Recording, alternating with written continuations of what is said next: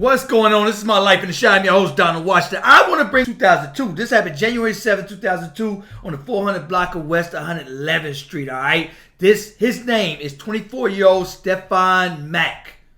All right, and I covered this story. He's only 24 years old. This is why, another reason why I say put cameras everywhere. And this is the footage of alleged assailants running from the scene. I'm going to bring you guys... They're going to say murder for hire. So they're going to say one of the two. They got two suspects in. Well, they got one suspect in custody. One of them remains a fugitive. They're going to say Anthony Montgomery-Wilson, 24 years old, and Preston Powell, 23, both of Chicago. They're going to be charged with conspiracy to use the interstate facility in commission of a murder for hire.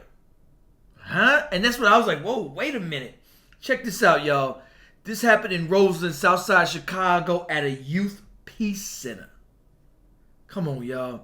All right. So now what they're going to say is they are also charged with individual murder for hire count. And Montgomery also, one of them chases a gun charge. And these are the pictures right here. Look at old boy with that chop in his hand. And the suspect's only 23, 24. Look at that chop in his hand as he run up on dude out there. I'm going to bring you guys. So, it's going to say the two men are accused of plotting along with others to murder Stephon Mack in exchange for money. That is absolutely ridiculous. There's no amount of money in this planet, I don't care if it's $1 billion, that I would want that for the rest of your life to risk sitting in a cage no longer than your arms. Some prisons for 23 hours a day. There's no amount of money. Not when you got all this opportunity out here to make money. So they're going to say he was shot and killed by the gunman who got out of the car and opened fire on him as he walked out of the Youth Peace Center. Jeez. Security guard was also shot but survived. And this footage right here is the security guard that tried to come out. And this is the when they opened fire on the security guard right here. You can see on boy blasting right there. You got to have a security guard at a Youth Peace Center. All right, so they say the indictment just came down, and this is the year... Almost a year and a half later, the indictment came down October 16th, but initially it was under seal, said Montgomery-Wilson and Powell. They're going to say they used a cell phone and a 2014 Chrysler 300, which constitutes a facility of interstate commerce. So a cell phone and a Chrysler to commit the murder. Wow. The indictment did not specifically identify Mack's killers. Photos from the U.S. Attorney's Office showed Montgomery-Wilson pursuing the victim with the gun and Powell firing gun at the security guard and fleeing the scene afterwards. I want to also bring you guys, I'm going to bring you guys the crime stats in Chicago. 2 so far in the month of December, but total homicides this year of 596.7. All right. The neighborhoods, again, it's the top 3 that top the charts every year. Austin, 44. Inglewood, 51. Garfield Park, 54. Those are the 3 top of the charts every year. All right. I'm going to also bring you guys this video. This is from the Shocktown Crime Chasers. This is on 67th and Yale, 27-year-old female that was shot. But before I do, I'm going to bring you guys the crime stats, and I'm going to bring you guys a message that somebody wrote, Stephon Mack, that I think knew him. And they're going to say, please pray for Stephon's family and daughter. That's what hit me the most. She gave a heartfelt message. I want to bring you guys that message. She said she absolutely loved and adored her father. It's really sad that all these children are losing their parents at an alarming rate, not to mention all these grieving mothers and fathers, these victims you're out here murdering. You have to be absolutely soulless and evil as a person. Reason why I wanted to bring you guys this heartfelt message. I want to bring you guys this heartfelt message is because look at the sadness. And she's saying, look, this has to stop. This is why I mentioned, and I know however harsh, but I mentioned if I'm mayor, governor, or whatever, no, I'm putting an end to it. Y'all had your fun. You ruined it. So now, if I got to bring in the National Guard, if I got to bring in every tactic that's harsh, you're hard on your children. Not because you just want to be an a-hole. No.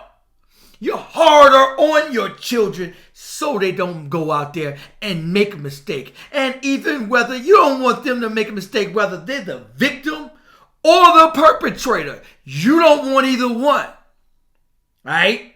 And sometimes it takes a village. But right now, our village is so broken. And honestly, there's a high school, well, one in particular, they had a zero policy law. Anybody fighting, even if you jump that person, they expelled too. They are expelled too. And everybody, they cleared the whole school of riffraff at the time. And they said, everybody else, y'all go ahead, get your education.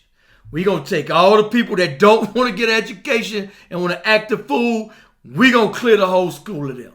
Some good ones are going to get caught. People who made a mistake, yes, they're going to get caught. But that's the price you're going to have to pay. And so I mentioned stop and frisk. People jumped on me like, whoa, you out your mind. It's going to be discrimination. Hey, man. Hey. I want you guys to explain that to the babies, the parents, and the grieving loved ones. It wouldn't even be on me. I tell you what, like Father Flager do, he bring the mothers of the victims to the church. And some of the rallies and the things he have. And he let them talk. I tell you what, don't talk to me, talk to them. Oh, you got a problem with my policy I just implemented? Talk to them. Yeah, okay. I didn't think so. I didn't think you were, all the stuff you... Okay, explain it to that grieving mother that just lost her 8-year-old baby due to a stray bullet that had nothing to do with nothing. You go ahead. There she go right there. Have at it. See how angry you are about this policy. Do your thing. Anyway, let's get to... so homicide is actually down 12%. And down 24% from 2 years ago. That's homicide at the top, but robbery and theft.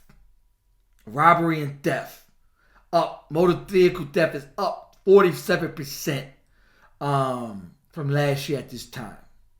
Wow, look at a 3-year change, 2-year change, theft, robbery. Y'all know how much I cannot stand a thief. I wanted to bring you guys this stat. This was a sad story. I actually covered this when it happened back a year and a half ago. But yeah, it comes back to the parents, comes back to the homes that's grieving. And you got to think about everyone else. So everybody, it's time to live in peace. Hopefully that brought some justice to that family.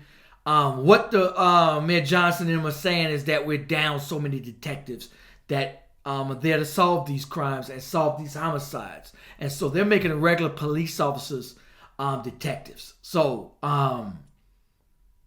hopefully we can get the budget under control to get officers hired in these positions to stop some of this crime. Anyway, make sure you guys like, subscribe. Let me know what you think about this video. Peace, y'all. On fire. Ooh, down to the wire. It's my life in the shine. Ooh, it's my life in the shine.